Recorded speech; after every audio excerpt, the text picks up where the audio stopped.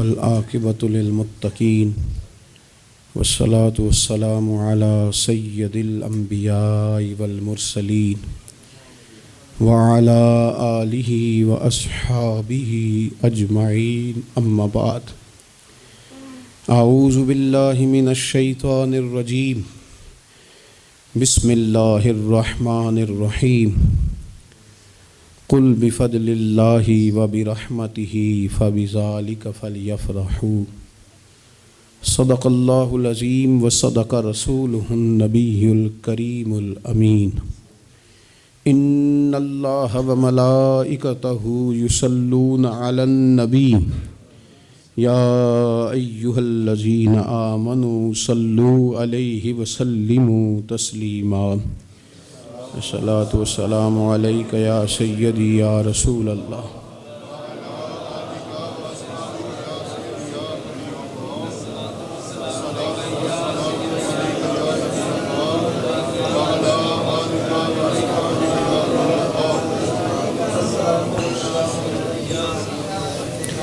حمد و صلوات کے بعد دوستو، بزرگوں اور بھائیوں،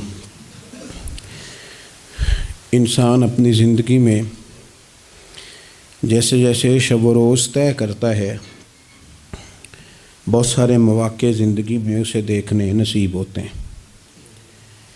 ہمارے ہاں کچھ تقریبات کی جاتی ہیں، خوشی کے موقع پر بھی اور غم کے موقع پر بھی۔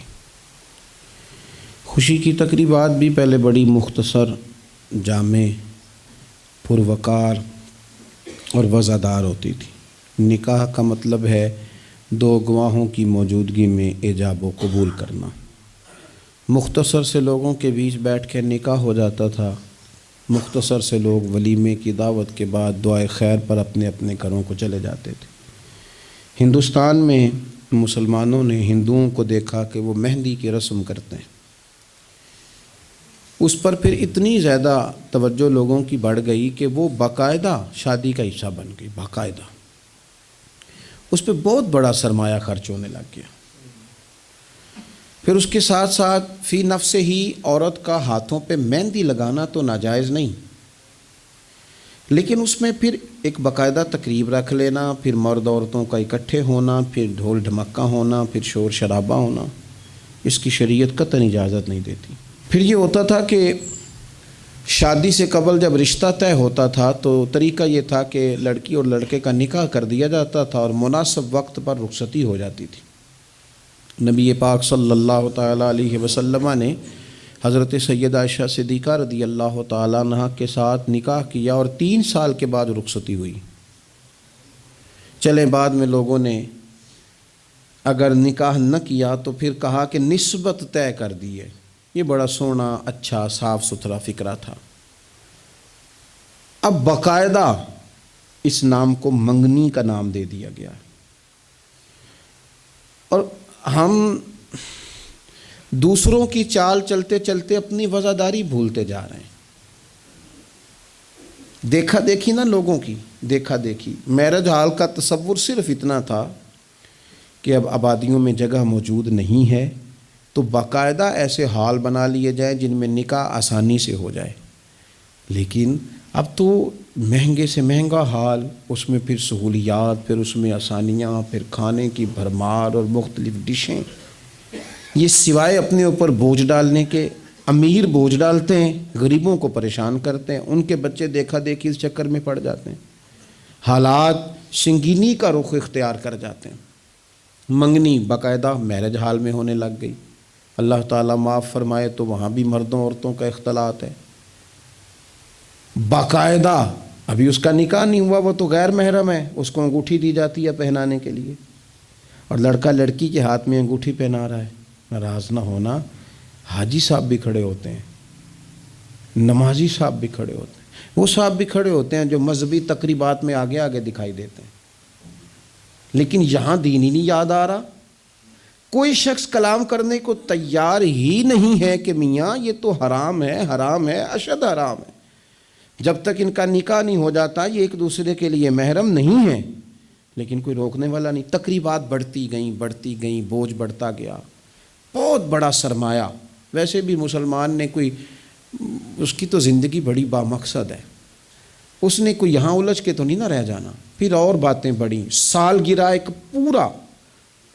پورا وتیرہ اختیار کر گئی ہے، گھروں کے اندر سرائیت کر گئی ہے سالگرہ، ایک پوری تقریب بن گئی ہے، ایک پورا خرچہ لے گئی ہے وہ۔ کیا مسلمان اتنے اپنے آپ کو فضول سمجھنے لگے ہیں معاذ اللہ کہ وہ فارغ ہیں جس کام میں جو مرضی ایک ماحول بناؤ، اور پھر چلتے طرح طرح کی تقریبات اور طرح طرح کے، یہ فلانا جشن بہاراں آ گیا ہے، تو یہ اپریل فول آ گیا ہے، تو یہ بیماری نیو ایئر نائٹ کی آ گئی۔ میں نے رات بھی کہا تھا، جس قوم کی بچیاں کشمیر میں روز روتی ہوں وہ جشن منائے گی سڑکوں پہ نکل کے؟ جن لوگوں کے بھائی برما میں کاٹ دیے جاتے ہوں وہ جشن منائیں گے؟ او خدا کے بندو، لوگوں نے تو تنقید کر کے چپ کر گئے، تنقید کر کے۔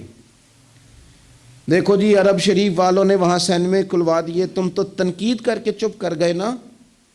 یہ وہ مقام کرب ہے، یہ وہ مقام خوف ہے۔ جب عرب کی دھرتی پہ عورتیں ناچیں گی تو مجھے بتاؤ نا، امام حسین کے دل پہ کیا گزرے گی؟ امام حسن کو کیا اس سے اذیت پہنچے گی؟ آپ کو پتہ ہے سیدہ پاک کو کتنی تکلیف ہوگی، مولا کائنات کو کتنی ہوگی، عثمان غنی کو، فاروق اعظم کو، صدیق اکبر کو۔ تمہیں پتہ ہے یہ عرب کا ملک کسی ایک شخص کی حکومت کی جگہ نہیں ہے، یہ کسی خاندان کا نہیں ہے، کسی قبیلے کا نہیں ہے، کسی سیاستدان کا نہیں ہے، یہ عرب شریف تو میرے نبی پاک کا وطن ہے۔ اس وطن میں جب گانے باجے ہوں گے، ڈھول ڈھمکے ہوں گے، تماشے ہوں گے، حضور کے قلب نور کو کتنی تکلیف ہوگی۔ اور ہم ہیں کہ مذاق بنا ہوا ہے۔ کہاں ہیں وہ لوگ جو روز کہتے تھے موویاں بنا کے غریب لوگوں کو پکڑ کے کہتے تھے یہ فلانی غلط حرکت کر رہا ہے، یہ فلانی، تمہارا فتویٰ غریب کے حق میں اور ہے اور امیر کے حق میں اور ہے۔ اب بھی تو کوئی 2 ویڈیو بنا دو نا کہ یہاں یہ ظلم ہو رہا ہے۔ اور جب سال گزریں تو قومیں اپنا حساب کرتی ہیں، اور میرا اور آپ کا سال وہ گزر رہا ہے جہاں قرضہ زیادہ لے لیا گیا ہے، جہاں قومیں گروی رکھی جا رہی ہیں، جہاں ہمارا ہر پیدا ہونے والا بچہ مقروض پیدا ہوتا ہے، لیکن مزاج بن گیا نا، بس مناؤ، جو ملتا ہے اسے مناؤ۔ یہ کس نے شوق پیدا کیا ہمارے بچوں کے اندر روز شادیوں پہ جانے کا، تیار ہو کے جانے کا؟ کس نے شوق پیدا کیا؟ بڑوں نے۔ نہ مانے بزرگ، بڑوں نے شوق پیدا کیا۔ ہم نے ابلاغ اس طرح کا کیا، او کدی موقع آنا ہوں ہے، ان اتھے بھی نہ جائیے، ورنہ ہمارے بچوں میں شوق کبھی نہ آتا۔ ہم نے ابلاغ کیا ہے، ہم نے توجہ دلائی ہے۔ بچے چھٹیاں کر رہے ہیں، یہ ہم پریشان ہیں ان دنوں میں، پیپر بچوں کے قریب ہیں مدرسے کے، اور چوتھے دن کو بچہ درخواست لے کے آ جاتا ہے فلانے کی شادی ہے، فلانے کی شادی ہے۔ میرے ابا جی کہا کرتے تھے، تھوڑے سے ہم بڑے ہوئے تو ابا جی شادی پہ جانا ہے تو کہتے تھے جوان منڈے دا کی کام میں ویاواں تے جانے دا، ہم جائیں گے نا، تمہاری اماں جائے گھر رہو آرام سے۔ ہمارے پرانے بزرگ اس طرح کی تربیت کرتے تھے، کہتے تھے تمہارا مطلب کیا، اس شادی پہ تم نے کیا کرنا ہے؟ اور یہاں سارا کام ہی بچے اور بچیوں کو دے دیا گیا، بچے اور بچیوں کو، اور تیار کر کے نہیں جاتا۔ کسی خاص جگہ پہ کوئی مجبوری ہو جائے، قربت اتنی زیادہ ہو کہ رہا نہ جائے، تو کبھی نکاح پڑھانے کے لیے جاؤں نا تو بس میرے کانوں سے آواز ٹکراتی نہیں، لیکن میں سمجھ جاتا ہوں کہ کیا باتیں گونج رہی ہیں۔ اور پردہ ہی کر لو تھوڑا سا، وہ کہتے ہیں پردہ، یہ بچی کے نکاح کی مووی نہ بنی تو فلم ہی نہیں مکمل ہوگی۔ اس خوشی کے موقع پر بھی آپ یہ کہہ رہے ہیں کہ لو جی پردہ کرو اور دوپٹہ لو، تو اتنے پیسے دیے وہ بیوٹی پارلر والے کو، وہ کدھر جائیں گے؟ کون ہیں یہ لوگ سارے؟ میں اور آپ نہیں ہیں، ہم ہی تو ہیں یہ سارے۔ یہ کس پر تنقید کر کے ہم چپ کر گئے ہیں؟ ہم سارے خود ہیں، اور ہم سب مل ملا کے اس سوسائٹی کا حصہ بنتے جا رہے ہیں۔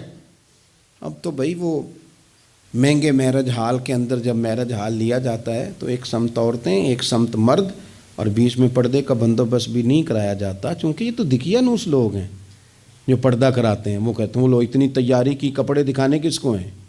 تم پردہ کرا رہے ہو۔ خدا سے ڈریں، مسلمان ان ابس کاموں کے لیے نہیں ہے، تو اونچے مقاصد کے لیے آیا۔ تو دیکھنا، تیری تو بڑی عظمت ہے۔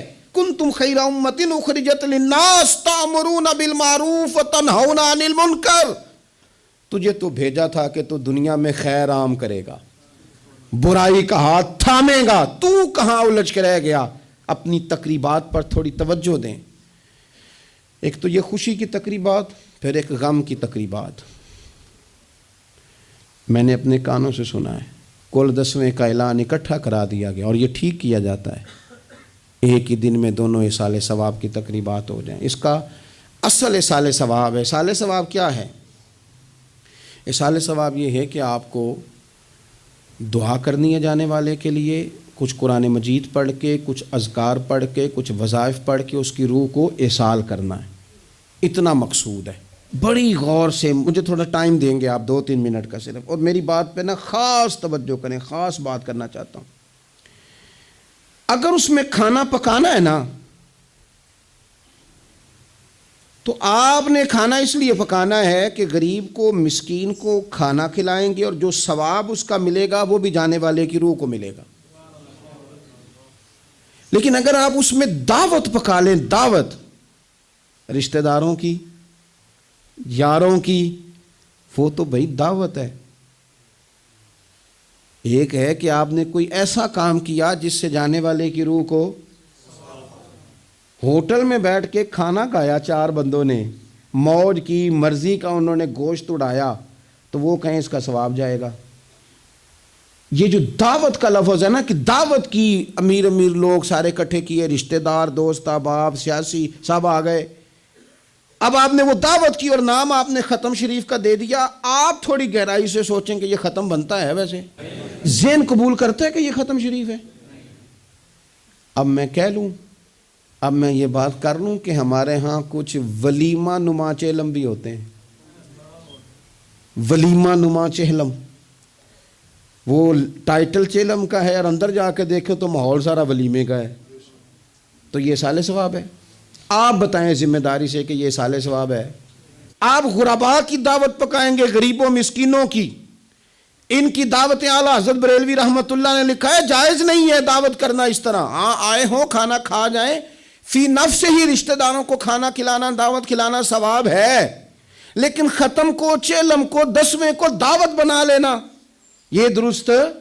ویسے ان کو دیں آپ، ثواب ہے۔ لیکن ہمارے ہاں تو مطلب عجیب سا ایک ماحول ختم شریف، یعنی کل 10ویں کا اکٹھا اعلان ہو گیا، میں موجود تھا، تو کہنے لگے ویکھو ہونے پیسے لگے جے بچان۔ خدا کے بندو یوں تو نہ کرو۔ ایک ان کا والد چلا گیا، والدہ چلی گئی، کوئی عزیز چلا گیا، اور دوسرا یہ کہ آپ یہ بتائیں گھر سے روٹی نہیں ملتی، صرف ختم کی ملتی ہے۔ اتنی چھوٹی سوچ کون پیدا کرتا ہے؟ یہ تو ماحول میں ہی ایسی باتیں نہیں ہونی چاہیے۔ میں آپ کو کہہ رہا ہوں، میں مولوی صاحب ہو کے، مسجد کا خطیب ہو کے، حالانکہ چہلم پہ ڈیوٹی مولوی صاحب کی ہے، ان کو تو موقع ملنا ہے 10ویں کا بھی، چہلم کا بھی، کل کا بھی، لیکن مولوی کا بھی تو کول ہونا ہے نا، اسے بھی تو خیال کرنا چاہیے کہ جو چیزیں درست ہیں صرف اتنی درست ہیں، حد بندی سے باہر جائے تو چیز ٹھیک نہیں رہتی۔ اس لیے ان تقریبات کو بھی یقین کریں۔ کل شریف پہ ماحول دعوت کا نہ ہو۔ میں آپ کو ذمہ داری سے کہتا ہوں، کسی کا باپ فوت ہو جائے تو جتنی اچھی دعا وہ مانگ سکتا ہے، درد سے اتنی کوئی اور نہیں مانگ سکتا، لیکن وہ تو دعوت پکا رہا ہے نا، وہ تو دیگوں پہ ہے، وہ تو ٹینٹ کا سامان اکٹھا کر رہا ہے، وہ تو ترتیب لگا رہا ہے۔ اور میں ذمہ داری سے کہتا ہوں، کل سے پہلے 10ویں کے بعد، چہلم کے بعد بیٹوں کی لڑائی ہوتی ہے کہ خرچہ زیادہ ہے، تم حصہ نہیں پورا دے رہے، یہ ایصال ثواب ہے؟ تیرے ذمہ 25,000 ہے، تیرے ذمہ 30,000 ہے، یہ ایصال ثواب ہے؟ یہ غلط چیز ہے، کیونکہ آپ، ایک ماحول ہے دعوت کا، ایک ماحول ہے دعا کا، ان دونوں میں فرق ہے۔ جہاں دعا کا ماحول ہوگا نا، وہاں نہیں یہ ٹینٹوں کا چکر، روٹیوں کا چکر، یہ آنے جانے والوں کا چکر، میرج حال، وہاں نہیں، وہاں تو لوگ قرآن شریف پڑھیں گے، وہاں تو گھر والے بھی بیٹھ کے تسلی سے تسبیح کریں گے، اور پھر تسلی سے آنسوؤں سمیت رب کی بارگاہ میں دعا کریں گے۔ دعوت اور دعا کا ماحول ہی الگ الگ ہے۔ اس لیے جو ہماری تقریبات ایصال ثواب کی ہیں، اور پھر میں آپ سے عرض کروں، امیر بڑے بڑے چہلم کرتے ہیں، غریبوں کو مشکل میں ڈال دیتے ہیں، مشکل میں، پتہ نہیں بیچاروں کا بیماری پہ کتنا کو خرچ ہو گیا ہے، کہاں کہاں سے قرضہ اٹھایا ہے، کتنی تکلیف صحیح ہے۔ پھر آپ نے کل شریف پہ بھی بہت بڑا اہتمام کا کہہ دیا، پھر 10ویں پہ بھی کہہ دیا، پھر چہلم پہ بھی کہہ دیا۔ نہیں کچھ لوگ زبان سے کہتے لیکن بڑی تکلیف میں آ جاتے ہیں، بڑی آزمائش، بڑی ساری دکھ بھرا معاملہ ہوتا ہے۔ اور میں نے دیکھا ہے، چونکہ میرا شعبہ ہے، میں نے قریب جا کے دیکھا ہے، لوگ سوال جواب کر رہے ہوتے ہیں، جناب آپ کیسے کر کے کریں، کس کو دکھ بتائیں؟ ایک ماں کے جانے کا دکھ، باپ کے جانے کا دکھ، بھائی کے جانے کا دکھ، اور ایک یہ والا دکھ۔ نہ کریں یہ کام۔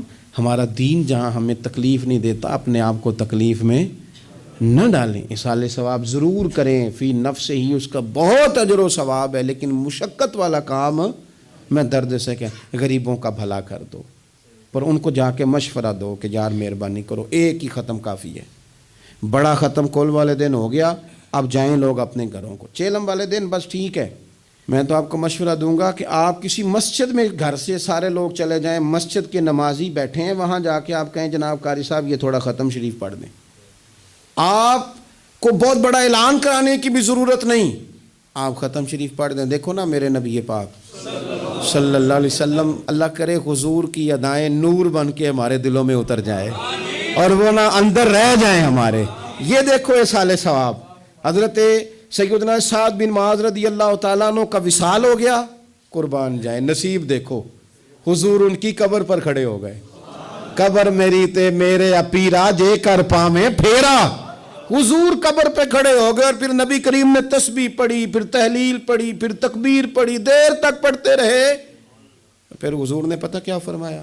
فرمایا تمہارے بھائی کی قبر تنگ ہو گئی تھی، میں نے تسبیح پڑھی ہے تو اللہ نے کشادہ کر دی ہے، کھول دی ہے قبر، تو جاؤ نا ابا جی کی قبر پہ پڑھو نا وہاں اللہ اکبر اللہ اکبر اللہ اکبر، پڑھو نا وہاں جا کے الحمدللہ الحمدللہ وہاں پڑھو جا کے، وہاں جا کے کہو لا الہ الا اللہ لا الہ الا اللہ لا الہ الا اللہ محمد الرسول اللہ صلی اللہ علیہ، پڑھو جا کے وہاں سورہ یاسین، پڑھو جا کے سورہ ملک، پڑھو جا کے وہاں قرآن مجید، دیکھو معاملات ٹھیک ہو جائیں گے۔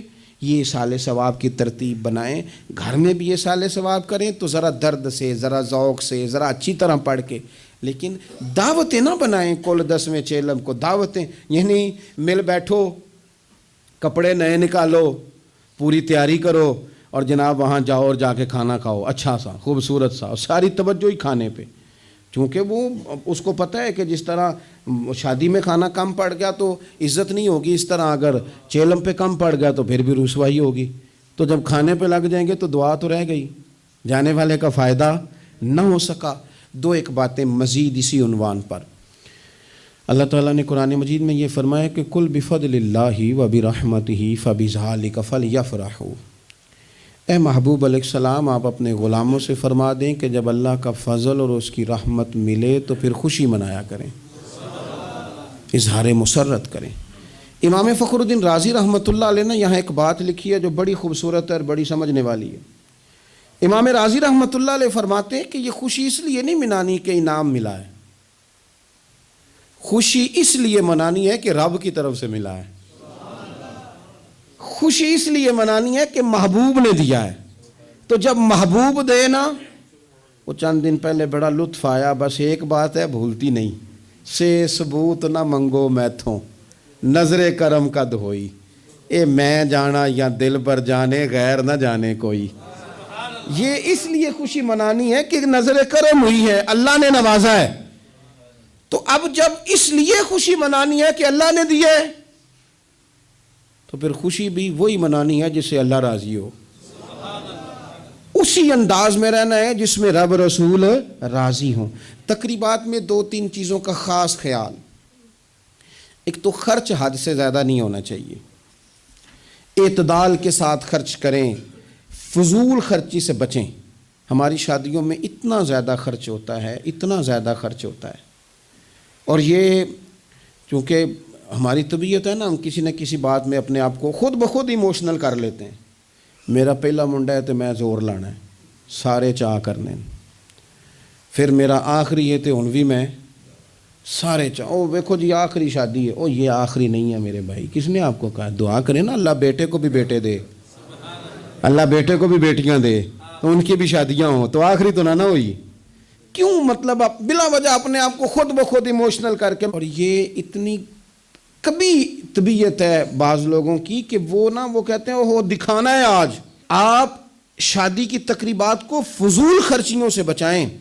قرآن مجید نے کیا کہا کلو وشربو ولا تسرفو، کھاؤ بھی پیو بھی، فضول خرچی نہ کرو، اعتدال میں رہ کے کرو سارا کام، لیکن میانہ روی میں، اعتدال میں. ایک قرضہ وہ ہے جو انسان مجبور ہو کے لیتا ہے. کوئی مجبوری آ گئی، کوئی تنگ دستی آ گئی، کوئی نقصان ہو گیا، ایسے مقروض کے ساتھ تو نبی پاک صلی اللہ تعالیٰ علیہ وسلم نے نا اظہار ہمدردی فرمایا ہے. ایسے مقروض کو مہلت دینے کا کہا ہے جو مجبور ہو کے قرض لیتا ہے. حضور صلی اللہ علیہ وسلم نے فرمایا اگر تم نے کسی شخص سے قرض لینا ہے اور وہ تنگ دست ہے تو تم اسے مہلت دو. تم جتنے دنوں کی اسے مہلت دو گے نا، اور جتنے پیسے تم نے لینے ہوں گے اتنے ہی پیسے روز اللہ تمہیں صدقہ کرنے کا ثواب عطا فرمائے گا. اظہار ہمدردی کیا. اور کریم ہے نا محبوب، لاجپال ہے نا محبوب، عطائیں کرنے والے ہیں نا محبوب. کون دیتا ہے دینے کو منہ چاہیے، دینے والا ہے سچا ہمارا نبی. اور مانگیں گے مانگے جائیں گے، منہ مانگی پائیں گے. سرکار میں نہ اللہ ہے نہ حاجت اگر کی ہے. حضور فرماتے ہیں ابن ماجہ میں محبوب کریم علیہ السلام کا فرمان موجود ہے. محبوب فرماتے ہیں میں مومنوں کی جانوں سے بھی زیادہ قریب ہوں. اگر میرا کوئی مسلمان مومن میرا امتی فوت ہو جائے اور اس کے ذمہ قرض ہو تو مجھ سے آ کے لے لینا، میں اپنے امتی کا قرض ادا کر دوں گا. اور حضور سید عالم صلی اللہ تعالیٰ علیہ وسلم، میں پھر کہہ رہا ہوں اس میں کئی روایات آپ کے سامنے رکھ سکتا ہوں. حضرت ابو امامہ رضی اللہ تعالیٰ عنہ انصاری صحابی ہیں، فرماتے ہیں میں بڑا پریشان تھا اور مسجد میں بیٹھا تھا. قرض بہت بڑی اذیت ہے. مقروض قیدی ہے، صحت ہونے کے باوجود بیمار ہے، گھر ہونے کے باوجود بے گھر ہے، ساری آسانیاں ہونے کے باوجود تکلیف میں ہے چونکہ مقروض ہے. ہر وقت کی اذیت ہے، ہر وقت کی ٹینشن ہے. حضرت ابو امامہ رضی اللہ عنہ فرماتے ہیں میں مسجد میں بیٹھا تھا، قربان جائیں نبی کریم علیہ السلام تشریف لائے اور محبوب کے میٹھے اور مد بھرے جملے، کک سواد نہیں مشری اندر اسی کھنڈاں وی چک ڈٹھیاں، انہاں ساریاں شیواں نالوں گلاں سجن دیاں مٹھیاں. محبوب نے فرمایا ابو امامہ کیا بات ہے یار، یہ وقت نہیں مسجد آنے کا، اور اس وقت کے اندر میں تمہیں مسجد میں دیکھ رہا ہوں، اس وقت کیوں بیٹھے ہو؟ عرض کرنے لگے حضور مجھے قرض نے پریشان کر دیا، آزمائش میں آ گیا ہوں، حضور کیا کروں؟ تو نبی کریم نے فرمایا میں تمہیں دعا سکھاتا ہوں نا. حضور نے دعا سکھائی، کہاں پڑھو اللہم انی اعوذ بک من الہم والحزن واعوذ بک من العجز والکسل واعوذ بک من الجبن والبخل واعوذ بک من غلبۃ الدین وقہر الرجال. فرمائے اس دعا کو پڑھا کرو اللہ خیر کر دے گا. حضرت ابو امامہ فرماتے ہیں لوگوں میں نے یہ دعا پڑھی، میرے نصیب دیکھو پڑھی میں نے پر سیکھی میں نے ڈائریکٹ حضور سے ہے. میں نے یہ دعا پڑھی، اللہ نے میرے قرضے بھی دور کر دیے اور میرے غم بھی سارے دور کر دیے. ہمارے تو وظیفے میں اعلیٰ حضرت نے اس دعا کو شامل کر دیا. فرمایا اسے پڑھو، صبح بھی پڑھو شام بھی پڑھو، غم بھی دور ہوں گے قرضے بھی دور ہوں گے. اور یہ روایت سنن ابو داؤد شریف میں موجود ہے. عزیز بھائی نبی پاک اظہار ہمدردی کرتے، لیکن جو بندہ جان بوجھ کے قرضہ لے، جان بوجھ کے قرضہ لینے سے مراد کیا ہے؟ شہرت کے لیے، دکھاوے کے لیے، زیادہ خرچے کرنے کے لیے، مہنگی شادی کرنے کے لیے جو بندہ قرضہ لے اس کے بارے میں پتہ ہے رسول کریم صلی اللہ تعالیٰ علیہ وسلم نے کیا فرمایا؟ محبوب فرمانے لگے یہ المستدرک میں موجود ہے، ذرا لفظ دیکھیے گا حدیث کے. حضور فرمانے لگے میں کفر اور قرض سے اللہ کی پناہ مانگتا ہوں. میں کہہ چکا ہوں کہ شارحین حدیث نے لکھا یہ وہ والا قرض ہے جو بندے نے شہرت کے لیے لیا، خرچے بڑھانے کے لیے لیا، مہنگی شادی کرنے کے لیے، دکھاوے کے لیے کام کرنے کو لیا، مجبور نہیں تھا جان بوجھ کے لیا. حضور فرمانے لگے میں کفر اور قرض سے اللہ کی پناہ مانگتا ہوں. تو صحابی نے عرض کی یا رسول اللہ آپ قرض اور کفر کو برابر کر رہے ہیں، ایک جگہ ذکر فرما رہے ہیں؟ تو حضور نے فرمایا ہاں میں ایک جگہ ذکر کر رہا ہوں، میں ان دونوں کا ذکر اکٹھا کر رہا ہوں، کفر اور قرض. اتنی بڑی بات، اعتدال میں رہیں، کم سے کم قرضے. اور یہ سارا کچھ ہو سکتا ہے، کوئی مشکل کام نہیں ہے. دوسری بات، ایک تو شادی میں خرچ کم سے کم کریں تقریبات میں، اور دوسری بات یہ کہ تھوڑا سا نا پردے کا اہتمام ہو. میں کوئی تنقید نہیں کرتا، طنز نہیں کرتا، چونکہ ہماری بہنیں مائیں بیٹیاں ہوتی ہیں، ہم نہیں انہیں سمجھانا ہے، ان کو ذرا سمجھائیں، ان کو یہ بتائیں کہ قیمتی چیزیں جو ہوتی ہیں وہ پردوں میں ہوتی ہیں۔ ہمارے گھر میں 20 تولے سونا پڑا ہو تو ہم نے کبھی نہیں باہر نکل کے بتایا کہ پڑا ہے، کیونکہ قیمتی ہے نا، تو پردے میں رکھا ہوا ہے، اس کی چابی کا بھی ہم خیال رکھتے ہیں کہ کہیں گم نہ ہو جائے۔ اسی طرح ہر کتاب کو غلاف نہیں چڑھتا، صرف قرآن پاک کو چڑھتا ہے۔ انہیں بتاؤ کہ ساری بیویاں پردہ نہیں کرتی، صرف سیدہ عائشہ صدیقہ کی کنیزیں کرتی ہیں، صرف سیدہ فاطمہ کی کنیزیں کرتی ہیں رضی اللہ تعالی عنہما۔ تھوڑا سا نا پردے کا اہتمام، شادی بیاہ پہ تو بالکل ہی معاملہ گڑبڑ ہے، اور پوری تیاری کر کے عورتیں معاذ اللہ آ جاتی ہیں، اور یہ تو روکنا ہے ان کے ورثاء نے، ان کے جو ولی ہیں۔ عورت نے جو بناؤ سنگار کرنا ہے وہ تو گھر میں اپنے خامد کو دکھانے کو کرنا ہے، تو وہ گھر میں کرے جب اس کو ضرورت ہو، لیکن اس طرح سے لے کر کے اس کو بیاہ میں جانا، شادی میں جانا، مہندی کی تقریب میں جانا، یہ نہ عقلاً ٹھیک ہے، نہ نقلاً ٹھیک ہے، نہ تہذیب کے طور پر ٹھیک ہے، نہ سوسائٹی میں مہذب لوگ اس طرح کا کوئی کام کرتے ہیں۔ سنو، نبی پاک صلی اللہ تعالیٰ علیہ وسلم نے ارشاد فرمایا، شرک کے بعد جو سب سے بڑا گناہ ہے وہ بدکاری ہے، بے حیائی ہے۔ اور نبی پاک علیہ السلام نے فرمایا کچھ عورتیں ایسی ہیں جو لباس پہن کے بھی ننگی ہیں۔ فرمایا یہ وہ عورتیں ہیں جنہیں اللہ تبارک و تعالی جنت کی ہوا بھی عطا نہیں کرے گا، خوشبو تک نہیں ملے گی۔ ان کو یہ سمجھائیں۔ یہ آج کل بڑا عروج ہے شادیوں کا، خواتین مہربانی کریں، اپنے اوپر رحم کھائیں، نہ اللہ کی نافرمانی مول لیں۔ ماؤں بہنوں بیٹیوں، پھر روتی ہو، دکھ سناتی ہو، کہتی ہو بڑی ساری آزمائش میں ہیں، تو اگر تکلیف میں ہو تو پھر تو رحمت والے کام کرو نا۔ بندہ تکلیف میں بھی ہو، دکھوں میں بھی، اور کام عذاب والے کرے تو اسے کس طرح کر کے آسانی میسر آئے گی؟ اس لیے شریعت اسلامیہ کے دائرے کے اندر وقت گزاریں۔ تیسری گزارش تقریبات کے حوالے سے، تیسری اور آخری یہ ہے کہ ہم نہ شادی ہو، بیاہ ہو، کوئی بھی معاملہ ہو، ہمارا یہ مزاج بن گیا ہے کہ ہم نہ تعلقات نبھاتے ہیں۔ دفتر کے لوگوں کو بلائیں گے، ہمارے جو بزنس کے متعلقہ لوگ ہیں ان کو دعوتیں دیں گے، جن لوگوں سے ہمیں کوئی سیاسی سماجی کام پڑ سکتا ہے انہیں بلائیں گے۔ دعوت بھی کبھی کھلائیں گے تو کوشش کریں گے اس بندے کو کھلائیں جو بندہ نا جس کی ذرا فوٹو صحیح آتی ہے، لائکس اچھے ملتے ہیں۔ اسی طرح کا معاملہ شادی میں ہم نے کر لیا ہے، صرف اپنے فائدہ دیکھ کے، نفع دیکھ کے، بلکہ اخباروں میں بعض میں خبر آتی ہے فلاں کے بیٹے کا ولیمہ سیاسی اجتماع بن گیا، غرباء کو موقع نہیں ملتا۔ ہمارے استاد صاحب بات سنایا کرتے تھے، وہ فرماتے تھے کہ ایک آدمی کو کسی نے بلا لیا شادی پہ، تو کسی گیراج میں کسی ورکشاپ پہ کام کرتا تھا، تو وہ نہ وہیں سے کپڑے نہ بدل سکا، انہی کپڑوں میں وہ اسی طرح آلودہ تھے کام کے ساتھ۔ اس نے کہا کہ اگر میں گھر گیا تیار ہونے تو وہ لیٹ نہ ہو جاؤں، تو اسی طرح چلا گیا۔ اس کو چوکیدار نے اندر ہی نہیں جانے دیا، کہا تو کدھر آ گیا؟ اس نے بڑی کہا بھی مجھے بلایا ہے، میرا تعلق ہے۔ اس نے کہا نہیں نہیں، تجھے کیسے بلا لیا؟ کیونکہ اسے پتہ تھا نا ان لوگوں کا تو اسٹیٹس ہی اور ہے، غریب آدمی ان کی دعوت میں۔ اس نے کہا جا، تجھے نہیں بلایا، اندر ہی نہیں گھسنے دیا۔ اب وہ جلدی سے گاڑی بھگا کے گھر گیا، وہ کاٹن شاٹن مایا شایا تگڑے کپڑے، ویسٹ کوٹ، اچھے طرح سوٹ بوٹ پہن کے جب وہ واپس لوٹا نا تو اس نے جناب خود سے اسی چوکیدار نے خود دروازہ کھولا، اندر بھیجا۔ اب وہ جب کھانا شروع ہوا نا تو اس نے ایک ڈونگا لیا سالن کا اور اپنا کرتا پکڑ کے اس میں ڈبو دیا، پھر دوسرا کرتا ڈبو دیا۔ لوگوں نے کہا تم باولے تو نہیں ہو گئے، یہ کیا کر رہے ہو؟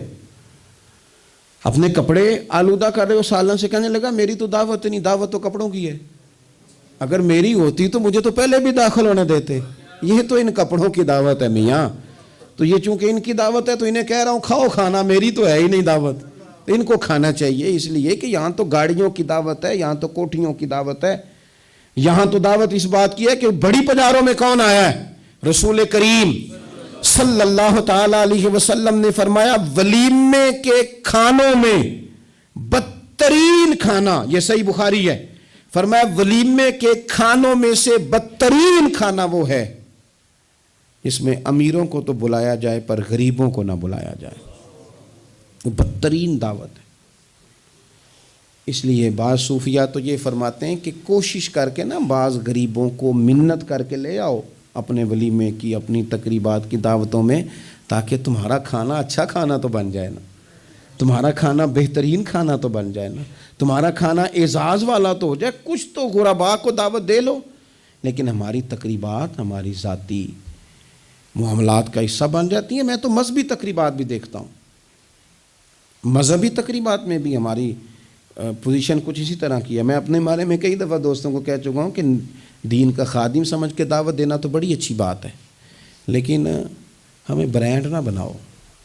ہمیں بعض جگہ بڑی اچھی طرح سمجھ آ جاتی ہے کہ بعض آدمی کا بات کرنے کا سٹائل کیا ہے، اور جو آدمی روز اتنی لمبی چوڑی تقریر کرتا ہے، اس کو جب آ کے کوئی شخص بات سنانے کی کوشش کرتا ہے تو پتہ چلو اکثر چل جاتا ہے کہ کہاں سے بات کر رہا ہے۔ چلیں، جواب نہ دینا کئی دفعہ اخلاقی طور پر درست نہیں ہوتا۔ دینی تقریبات کو کوئی ضروری ہے کہ 600 آدمی 400 آدمی بیٹھے گا تو پھر ہماری محفل ہوگی؟ کوئی ضروری ہے؟ اس لیے تو غریب آدمی نے جلسے کو ہاتھ ڈالنا ہی چھوڑ دیا، جلسہ مہنگا ہی بڑا ہے۔ غریب آدمی نہیں یہ کام کرتا، وہ کیسے محفل کرے گا؟ وہ تو آپ ساؤنڈ والے کے پاس جائیں تو کہتا ہے دور بدل گیا ہے، اب کہاں 1500 میں ساؤنڈ لگتا ہے۔ وہ تو چونکہ ہم نے ہر چیز کو برانڈ بنا دیا، کمرشل کر دیا، ماحول اور طرح کا بنا دیا ہے۔ یہ کام نہ کریں، آپ اس کو دین ہی بنائیں، اور یہ ذوق ہی رہے نا تو بھائی اس کے لیے پھر کسی آرٹیفیشل نعت خواں کو بلانے کی ضرورت نہیں ہوتی۔ محلے کا لڑکا بھی سونی نعت پڑھ لیتا ہے، اس کے لیے پھر اپنے خطیب صاحب بھی بڑی بہترین تقریر کر لیتے ہیں جو ہمیں 5 نمازیں پڑھاتے ہیں، پھر یہاں بھی سارے کام۔ لیکن ذہن تقریبات کے لحاظ سے بن گیا ذرا بڑا اونچا سا۔ دین اپنی ذاتی حیثیت رکھتا ہے، اپنی تقریبات کو شستہ کریں، سنجیدہ کریں، صاف ستھرا کریں، جتنی بھی قباحتیں ہیں، اخلاقی ہیں، مالی ہیں، ان کو دور کریں۔ ہم مسلمان ہیں، مسلمان بڑا سنجیدہ سا ہوتا ہے، سونا سا ہوتا ہے، اس کے رویے بڑے میٹھے ہوتے ہیں، اس کے آنے جانے کے معاملات میں شائستگی ہوتی ہے، اسے دیکھ کے پتہ چلتا ہے کہ یہ رسول اللہ کا ماننے والا ہے، یہ نبی کریم علیہ الصلوۃ والسلام کا تربیت یافتہ امت ہے۔ اللہ تعالیٰ سمجھ عطا فرمائے۔ آخر دعوانا الحمدللہ۔